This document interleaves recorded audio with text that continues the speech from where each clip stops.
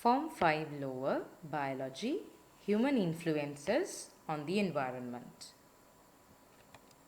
Learning objectives. Students should be able to describe the methods of increasing crop yield. They should explain the effects of increased carbon dioxide and temperature on crop yield. They should be able to understand the use of fertilizers to increase crop yield and the use of pesticides and biological pest control methods in pest controlling. They should learn methods used in fish farming. They should be able to learn about greenhouse gases, their sources and consequences. And finally, they should be able to understand the biological impacts of air pollution, deforestation, water pollution and eutrophication. Population growth refers to an increase in the number of people that reside within a particular territory. The world population almost reached 600 million by 1700 and has since grown at an increasing rate. The following graphical representation on my right hand side provides information of the rate at which the world's population has been increasing. As we all know, as a matter of fact, the economic growth is advancing with the evolution in industry and agriculture, with improvements in medical care, health sector, disaster management, and so on. All these elements help to control the natural laws and thus decrease the number of deaths and increase in births. The secret of the success of the human population is our intelligence, without a doubt. The technological revolution has produced increasing amounts of materials that pollute our luscious air, soil and waterways. The interesting thing is that Earth is the only place that we know which has life. 8.7 million species live on Earth. We have looked other places, but Earth is the only place we know of with life. We are humans and we make increasing demands on the environment as we reached 7.8 billion in population up to now. Humans need food to sustain, materials to build cozy homes, schools and industries, fuel, power, space to build facilities, and most importantly, space to dump our waste materials. Can you remember during the COVID-19 pandemic how the food shortage fears were prompting customers to panic buy goods, resulting in empty supermarket shelves and growing stockpiles in your homes? Okay, now we know that the current population of humans on Earth is more than 7.8 billion people, and all these people need to be fed.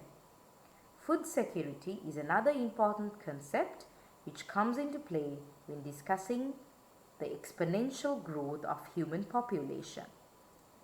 Food security is having enough food to feed the existing population. It depends on food availability, food access, and food utilization.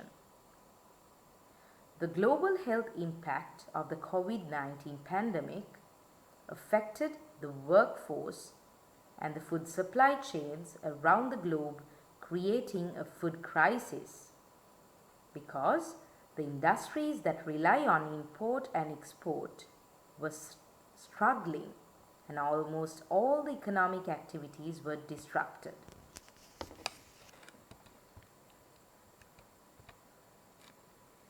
There are few threats to food security.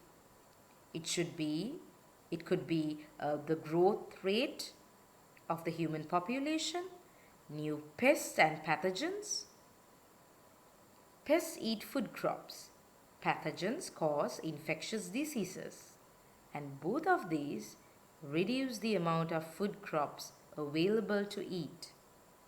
Another threat to food security is environmental changes. For example, if we think of global warming, it would be the cause of unpredictable weather. Let's say if rainfall pattern changes, many countries may not be able to grow enough crops to feed their population. Increased cost of farming and armed conflicts or pandemics or war crises are also considered as factors which reduces the food security. So, nowadays, scientists are finding sustainable ways to feed the increasing population around the world. Modern agricultural practices. Thousands of years ago, many people grew small amounts of crops and raised small amounts of livestock to feed their families. As we have moved from small villages into larger towns and cities, farming has become modernized to meet the demands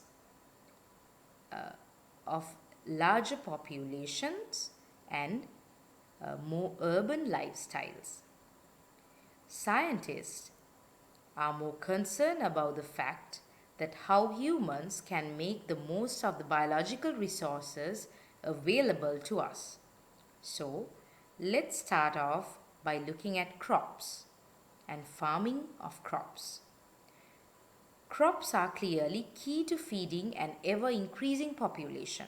Therefore, we need to make sure that the growing process is as efficient as possible to get the highest yield possible out of the available land. There are actually two main types of farming methods, namely intensive farming and organic farming. Intensive farming, in the sense, is the practice where farmers use machines, more manpower, fertilizers in order to maximize the crop yield. Organic farming, on the other hand, is a way of using natural fertilizers, no machinery, and pesticides. It's currently considered as an eco-friendly way of farming. To start with, we should look at the ways how we can maximize photosynthesis. The best way to do it is to grow crops in a polytunnel or a greenhouse, because almost all the conditions can be controlled by the farmer. The farmer can control light, carbon dioxide concentration, temperature, and supply of water regardless of what time of year it is or what's happening in the outside environment. First of all, light. The transparent walls of the greenhouse allows enough natural light for photosynthesis, and during the summer months, additional lighting is provided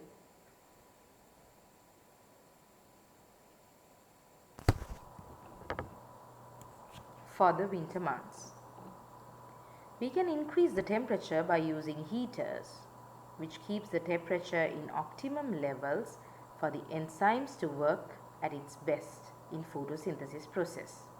And also, because of the greenhouse effect of a greenhouse, that's where the name comes from, the short wavelength radiation or IR radiation which enters the greenhouse is trapped and the air inside it gets heated up. When you burn fuels such as gas, they also produce carbon dioxide and water vapor. The carbon dioxide is a raw material of photosynthesis, whereas the water vapor maintains the moisture levels of the atmosphere and reduces the water loss by transpiration. And most importantly, Greenhouses protects the crops from wind and frost. So, there is a wide range of advantages of using polytunnels and greenhouses in crop farming.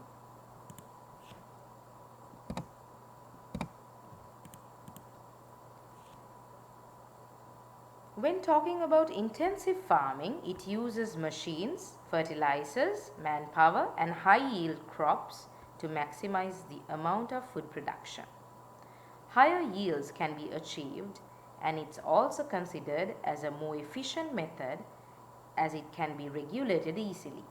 However, on the other hand, reduction of natural biodiversity, creating pollution, as it uses lots and lots of chemical pesticides and fertilizers, are major drawbacks of intensive farming. Organic farming. As we discussed earlier, farming practices have become more intensified to maximize the crop yields and ensure that we can feed our ever-growing populations. Organic farming is best possible alternative to the conventional farming methods. Organic farming currently accounts for about 1% of agricultural land worldwide. It focuses mainly on sustainability and is thought to have less harmful effects on the environment. This is lately being proposed as an alternative to the conventional agricultural practices for helping to overcome the climate change crisis we are currently experiencing. In theory, organic farming should not use chemical fertilizers, herbicides or pesticides, or feed additives for livestock. Instead, they use natural fertilizers such as compost and manure, and they rotate their crops to avoid monoculture. Here, I have given you a clear illustration of some of the changes in crop planted that happens during crop rotation to increase yields. So this results in lower yields, but the farmers still can sell their products at higher price because the consumers believe that the product is of a higher quality. And on the top of it, organic farming minimizes our carbon footprint by using a closed loop water, nutrient and waste recycling system and other innovative automated crop production methods. Organic farming principles are not so much about quantity, rather organic farming is about quality. Ways of increasing crop yield.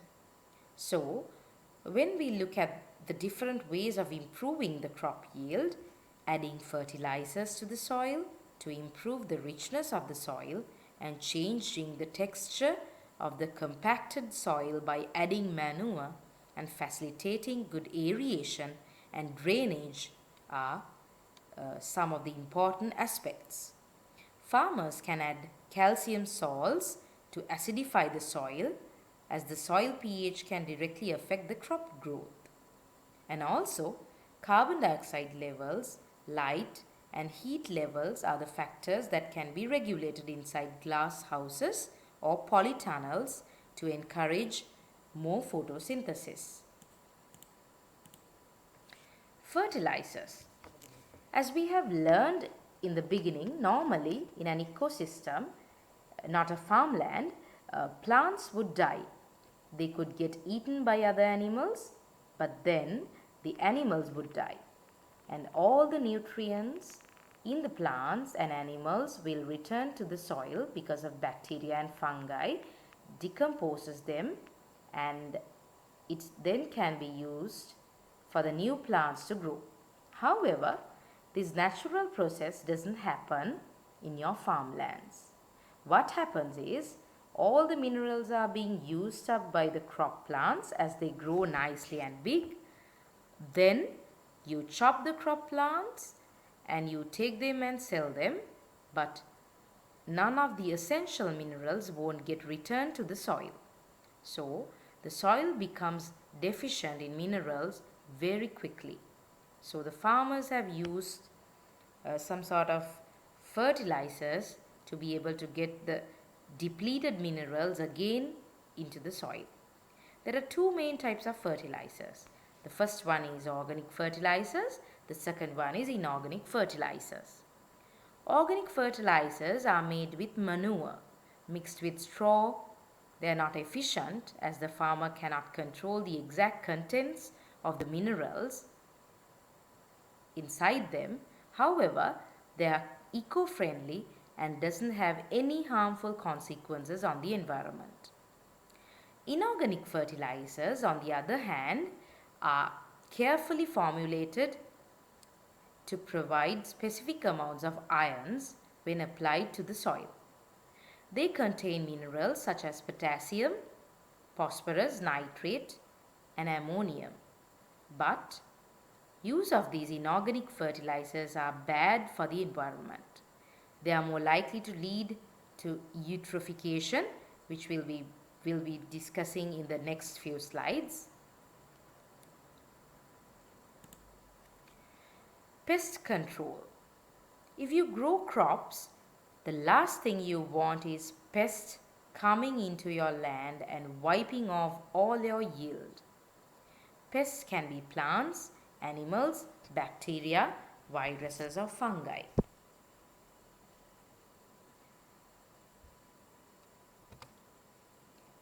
Harmful effects of pests. For example, insects like the locust descend on crops in huge swarms and eat away the leaves and soft parts of the plant. Aphids sucks plant juices. Stem borer drill holes in the plants. Beetles chew away plant parts like leaves. Termites and white ants attack the roots of the crop plants. Likewise, there are uncountable amount of bad effects on crop plants. They not only lower the yield of the crop plant, but also affects the appearance or the quality of the crops, giving it a poor retail value.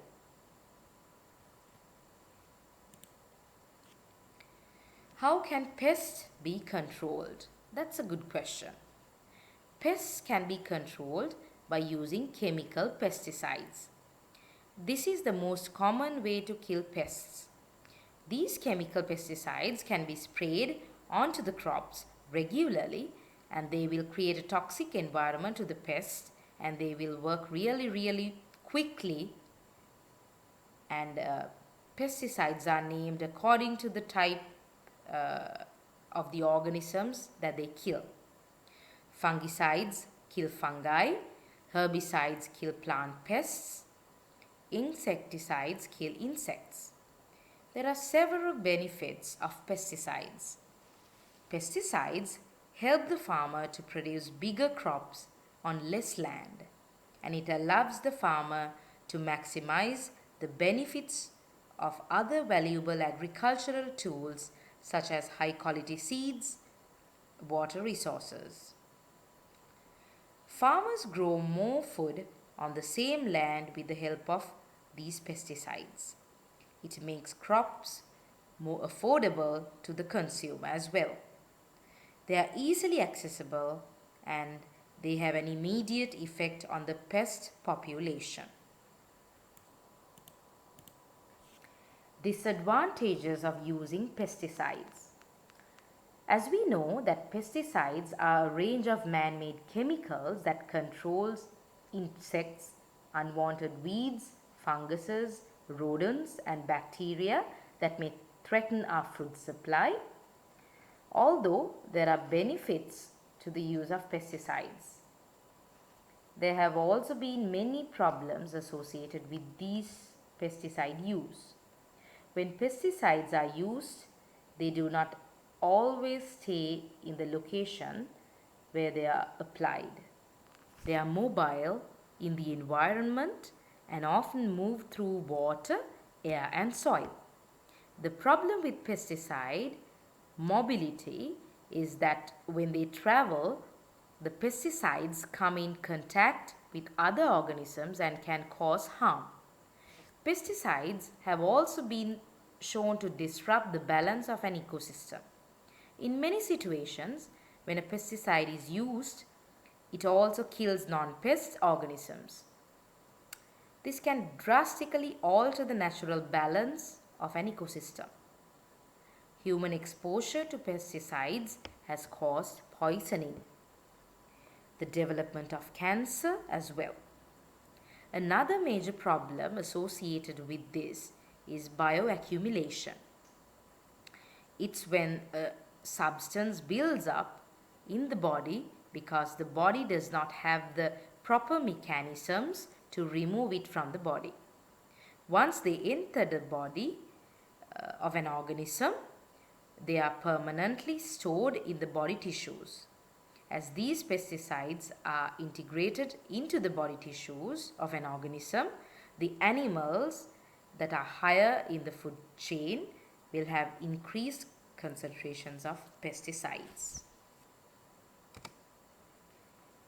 The story of DDT. DDT was one of the first chemicals in the widespread use as a pesticide. Dichlorodiphenyl trichloroethane was developed as the first of the modern synthetic insecticide in the year of 1940. It was initially used with great effect to combat malaria, typhus and other insect-borne human diseases among both military and civilians. It was also effective for insect control in crop plants and livestock production. But today, DDT is classified as a probable human carcinogen as it is known to be very persistent in the environment. And it accumulates in fatty tissues of organisms and can travel long distance in the upper atmosphere. Even though it controlled pests and increased the crop yields, it has health impacts. They are known to cause cancers, infertility in males, developmental delays, and causes miscarriages and low birth weight children. Bioaccumulation. To protect their crops when they are growing in a farmland, farmers will apply pesticides or herbicides to stop things either damaging or competing with their crops. As we know, DDT is an insecticide which kills pests. Usually, small amounts of toxic DDT are absorbed by the plants. These plants are eaten by primary consumers in low concentrations. Then, the toxic material can't be excreted. So, when the primary consumers are eaten by the secondary consumers, all the toxins are absorbed by the secondary consumers. This process repeats as the secondary consumers are eaten by higher level consumers. At each trophic level of a food chain, the toxins remain in the tissues of the animals. So, the concentration of the toxin becomes more concentrated in the body tissues of the animals at the higher levels of the food chain.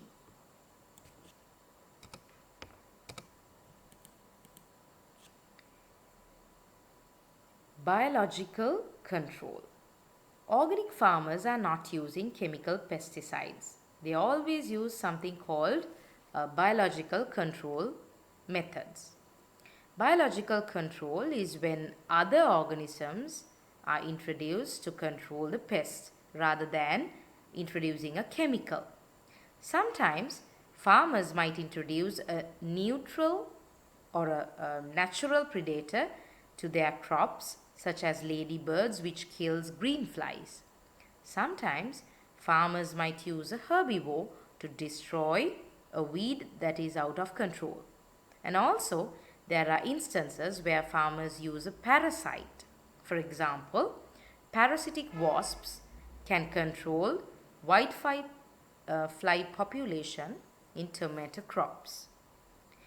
There are some instances where the farmer introduces sterile males which can mate with the females, but no offsprings are produced by these matings. And keep in mind that these biological controlling methods are based on a predator-prey cycle. They do not completely remove the pests from the fields, but keep the pest populations in a relatively lower level. There are pros and cons of using biological control methods. It is an advantageous method because it's natural and no population is occurring during the no population, even though the pest population is decreasing, no pollution is occurring during the process. No resistance is built up as chemical pesticides, and they always can target a specific species. It's long lasting and the farmer does need to apply it repeatedly. And when talking about disadvantages, it will take a long period of time, but it can't kill the entire pest population.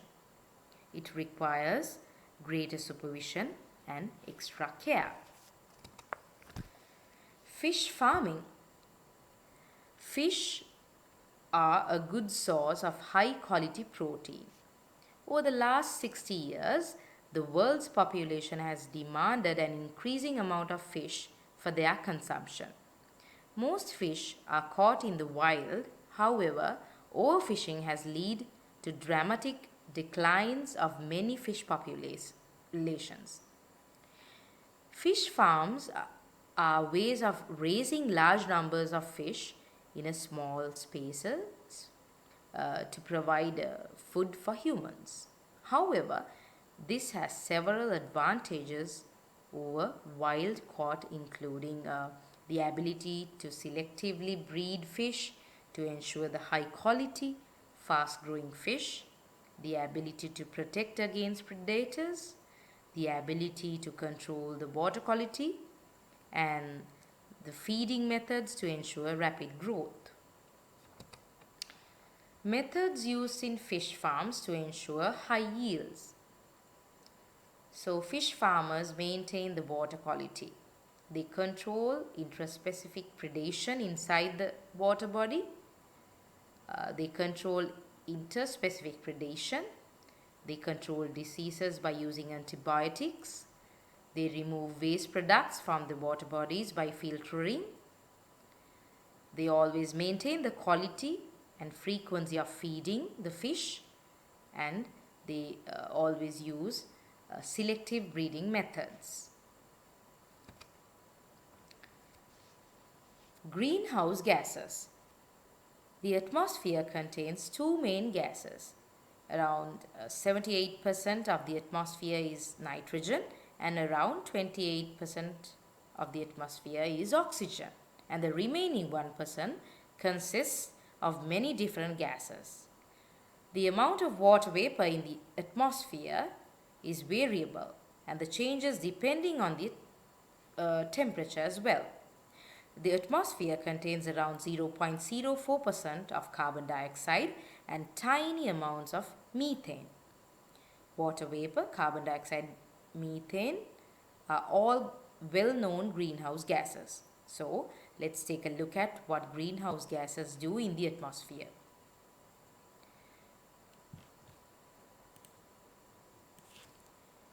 These greenhouse gases in the atmosphere absorbs heat, energy, and prevent it by escaping into the space. This keeps the earth warmer than it would be without these gases. Honestly, these gases are not a bad thing in themselves, but too much of them in the atmosphere can lead to an increase in the greenhouse effect and eventually global warming. I'm showing you a diagram of the Earth of the atmosphere. I should point out that this diagram is not up to a proper scale. So, we can see how energy from the sun travels to the Earth as short wavelength radiation, for example UV and visible light. Some of the short wavelength radiation simply reflects back to the space, but most of it passes easily through the atmosphere. That's because short wavelength radiation does not interact strongly with the gas molecules in the atmosphere. The energy of the radiation is now absorbed when it reaches the surface of the Earth, and the surface of the Earth now radiates the energy as long wavelength radiation, such as infrared radiation. Some of the long wavelength radiation interacts with the greenhouse gas molecules in the atmosphere. In other words, the energy in the long wavelength radiation is absorbed by the greenhouse gas molecules. As the energy is trapped in the atmosphere, it causes the temperature of the atmosphere to increase. There's a really important idea about this greenhouse effect. It actually keeps the temperature of the Earth warm enough to support life on Earth. In fact, without the greenhouse effect, the Earth would be too cold for most species to survive. However, the problem is human activities throughout these years has increased, and the quantity of these greenhouse gases in our atmosphere drastically increases as well. And now it's trapping way too much heat, and our planet is getting way too hot.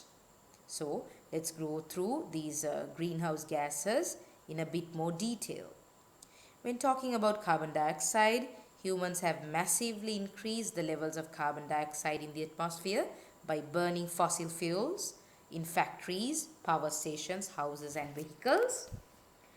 Methane, on the other hand, is an organic gas which is produced when microorganisms ferment large organic molecules to release energy. Cattle produce methane as a waste product of their digestion process. It's also released from the decay in landfill, which is increasing because of the increasing amounts of waste materials. Also, the increase in rice production actually causes a lot more methane to produce due to the bacterial fermentation process.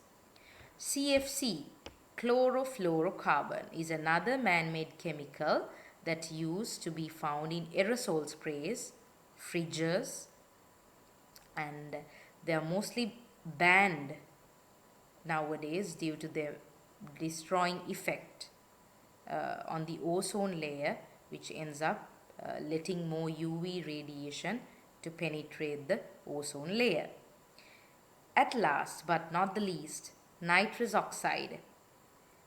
It is released by the car fumes, but nowadays vehicles have catalytic converters to reduce this phenomena.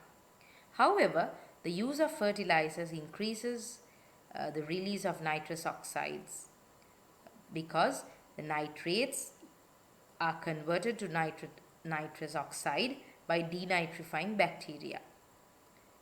When discussing about water vapor, human activity hasn't really influenced the levels of water vapor in the atmosphere, although it's considered as a greenhouse gas. Consequences of global warming due to an enhanced greenhouse effect. Now we are going to look at the effects of global warming due to an enhanced greenhouse effect. Over the last 100 years, the average temperature of the Earth has been increasing. Now you need to understand that the Earth's temperature has changed many times in the past few years. These were natural changes in the climate. However, the scientists believe that current increase in temperature is caused by human activities. For many decades, humans have released huge amounts of carbon dioxide into the atmosphere. This is mainly due to the burning of fossil fuels such as oil and coal. How will this increase the temperature and affect animals and plants? Well, one of the main consequences of global warming will be loss of habitats. We are already seeing a reduction in ice levels in the Arctic region, and this will cause the population of Arctic organisms such as polar bears to fall as their habitats are reducing day by day. As global temperature rise, animals such as birds and insects may gradually extend their range towards the north where they get more cooler conditions. With global warming, the migration patterns of lots and lots of different animals may change. Global warming could also affect plants. Some plants are flowering earlier due to these warmer conditions. In some parts of the world, it may be too hot to grow the crops that they need. Some other consequences of global warming are rare weather patterns like floods, hurricanes, droughts. They can be more common and more severe. Another major consequence is sea level rise. The higher temperatures will cause the ice caps to melt, which will then flow into the oceans, and as the water in the oceans warms up, it expands. So the volume will increase, making the sea levels rise more, and in some places this might lead to seasonal flooding and even the submersion of entire islands and coastal towns. In addition to all of these climate changes, due to this global warming, will have a more general impact on the wild organisms across the world. As the temperatures and rainfall patterns change, species that were perfectly adapted to a certain environment might not be able to survive anymore. Some species might be able to adapt these new conditions, or they might migrate to other parts of the world where the conditions are better, but unfortunately, a lot of species can't adapt or migrate fast enough, so the biodiversity is likely to fall dramatically in the coming years.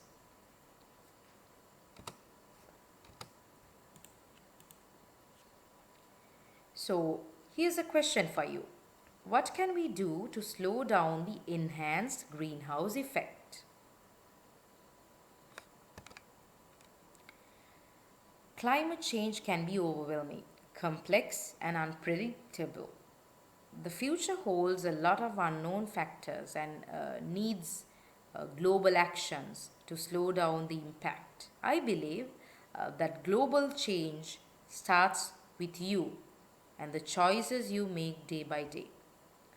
Your own personal impact can reflect on the whole planet. We should prepare this earth for our next generations and our children or maybe grandchildren to come. We can take steps to reduce carbon emissions and build a more sustainable world. We can reduce the use of fossil fuels.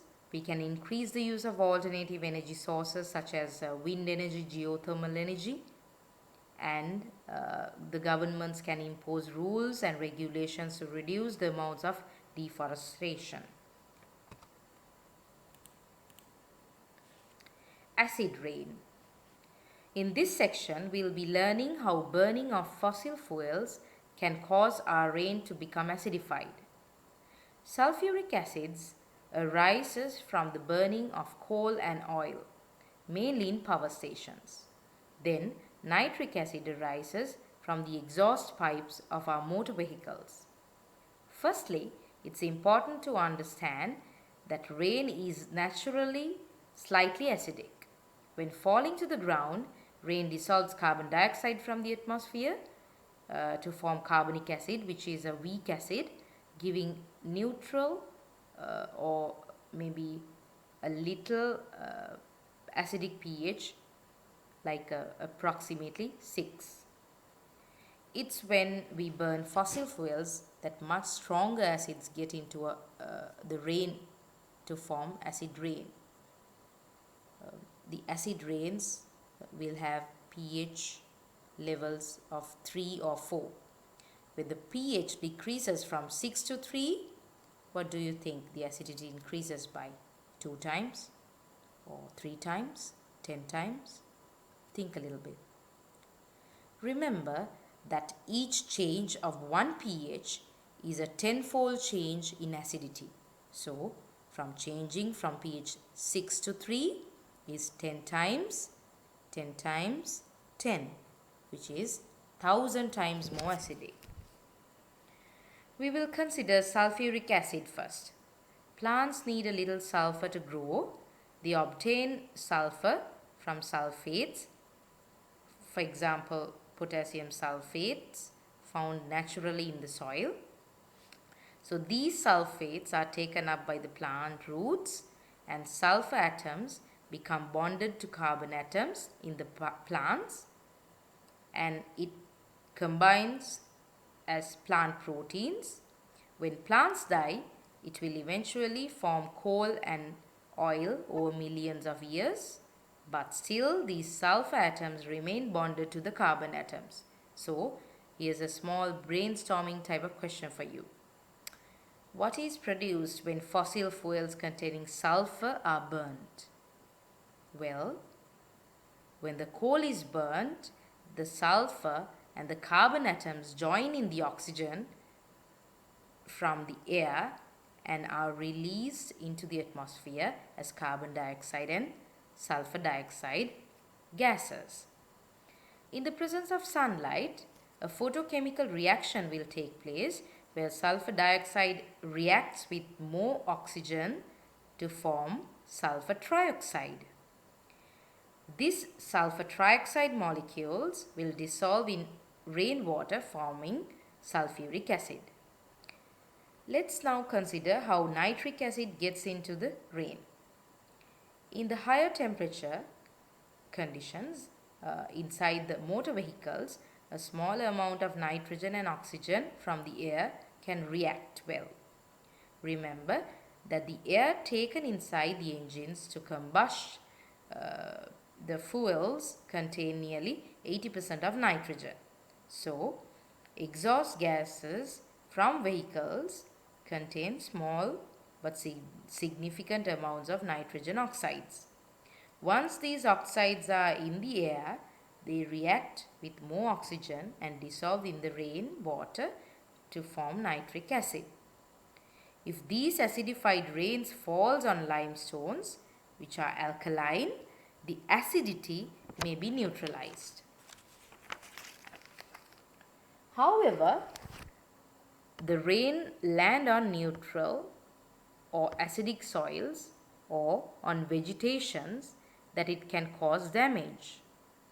Most living things don't grow in acidic conditions because certain enzymes which are vital for growth are unable to function well in acidic conditions. The other main problem is that in the soil there are naturally occurring toxic materials such as aluminium. They are in insoluble forms.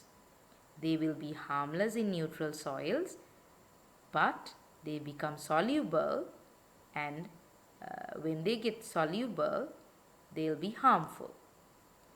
They then get taken up by living things and take the place of the other essential metals like zinc and ferrous.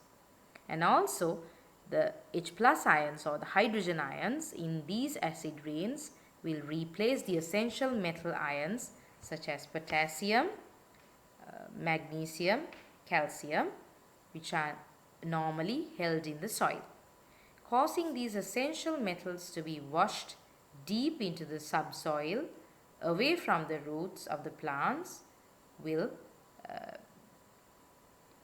affect the growth of the plants.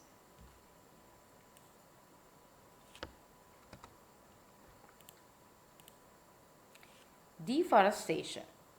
As we have already seen, human activity is reducing biodiversity around the world, and part of this is due to our need for land. Humans use lands for buildings, for example, building houses, factories, shops, and airports. And they also use land for farms and other industries. And also, as for dumping waste, for example, in landfills. All of these means that there is less land available for animals and plants. Due to the reduction of habitats, this reduces biodiversity. Pollution of water by sewage. The United Nations estimate that around 10% of the world's population do not have access to clean drinking water. The main problem with this untreated water is that they can carry diseases. This is particularly a serious issue in shanty towns near big cities, but human sewage is not the only substance that pollutes our water supplies. Most of them are other substances which humans allow to escape into the streams, rivers, and lakes. Chemical fertilizers, on the other hand, are much more soluble in waterways than organic manure. So, heavy rains can wash these fertilizers into streams and lakes, and acid rains can also pollute natural waterways. Indicator species of water pollution. An indicator species is an organism that either lives in higher pollution areas or low pollution areas, and they gives us an idea of the extent to which an area is polluted. Let's talk about indicators of water pollution. Scientists can take samples of the invertebrate animals living in a particular water body to see whether that is polluted. Heavily polluted water tends to be very low in oxygen concentration, and bloodworms, sludge worms can survive in these conditions with low concentration of oxygen. Their presence indicates the water quality is very low. In contrast, stoneflies and freshwater shrimps can only survive in water that is not polluted. So, their presence is a clear indication of good water quality. Indicator species of air pollution. Let's move on to discuss about indicator species of air pollution. Lichens are small moss-like organisms. Some are more tolerant to pollutants like sulfur dioxide and others are not. In some countries, patterns of lichen growth can be used to monitor the levels of air pollution. Sulfur dioxide can damage lichens and prevent them from growing. For example, green lichens or bushy lichens need really clean air to grow. Leafy lichens can survive a small amount of air pollution, and crusty lichens can survive in more polluted air. In places where no lichens are present, it means the air is heavily polluted with sulfur dioxide. Eutrophication. We discussed at the beginning also that our waste systems, they just collected, they are collected in natural waterways, and most untreated sewage from humans, nitrates from fertilizers, used pesticides, they all cause water pollution. Water in streams and rivers can be polluted when nitrates and phosphates from fertilizers have leached from farmlands to the waterways. So what happens is farmers spray lots and lots of fertilizers on their fields, and with the rain they all get washed off and ended up in the natural waterways. Sewage contains phosphates from detergents and nitrates from urine and feces. So when untreated sewage enters the water bodies, it provides a source of food for decomposing bacteria. These quickly increase in number, using up all the dissolved oxygen in that particular water body by the process of aerobic respiration. As a result, there is less oxygen dissolved in water. So aquatic organisms such as fish and insects may be unable to survive in that water body. So if we can take appropriate steps to treat the sewage before entering the waterways by providing oxygen or aerating the waste, it will allow the microorganisms to break down the waste completely. The runoff fertilizer from farmland enters the water bodies and causes increased growth of algae and aquatic plants. The resulting algal bloom blocks sunlight, so water plants or aquatic plants on the bottom of the water body starts to die as they don't have proper nutrition to grow. Eventually, aquatic plants and other algae die in great numbers, decomposing bacteria increase in number and use up the dissolved oxygen by respiring anaerobically. As a result, there is less oxygen dissolved in water, so aquatic organisms such as fish and insects may die. So these are the harmful consequences of eutrophication. So here are some questions for you. Hope you will try these questions. Try to do the in-chapter questions in page number 219 to 229 as well. As we have come to the end of the lesson, we will summarize the lesson. So we described the methods of increasing crop yields. We explained the effects of increased carbon dioxide levels and temperature levels on crop plants. We understood the use of fertilizers to increase crop yield, and we discussed the use of pesticides and biological pest controlling methods. We discussed the methods used in fish farming.